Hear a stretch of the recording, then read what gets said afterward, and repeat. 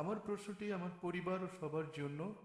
সকল গ্রন্থে লেখা হয়েছে ঈশ্বর একই রকম ও ঈশ্বর একজন। তাহলে যখন আমি আপনাকে বলি আসসালামু আলাইকুম, তখন আপনি আমায় বলতে পারেন হারি ওম কিংবা হারি ওম শান্তি।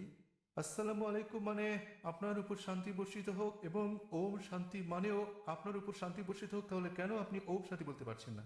ভাই প্রশ্ন করলেন যে আমরা বলি আসসালামু আলাইকুম মানে আপনার উপর শান্তি বর্ষিত হোক, ওম শান্তি মানে আপনার উপর শান্তি বর্ষিত হোক। শান্তিতে কোনো সমস্যা নেই, সমস্যা হচ্ছে ওম। সমস্যা কি স্যার? এই ওম হিন্দুরা ভাবে ওম মানে ঈশ্বর।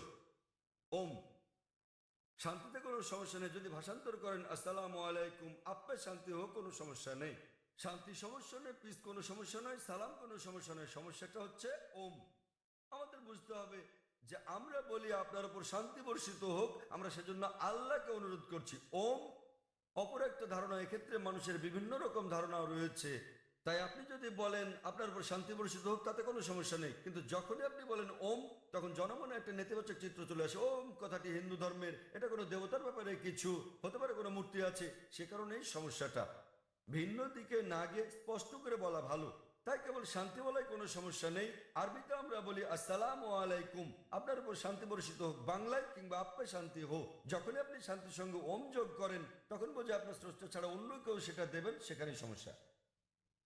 আমি আশা করি আপনার উপর শান্তি রয়েছে ভাই। হ্যাঁ স্যার, আশা আপনাকে করি আপনি ধন্যবাদ। শান্তিতে বসবাস করেন। স্যার, জি স্যার। ধন্যবাদ ভাই। বিদায়।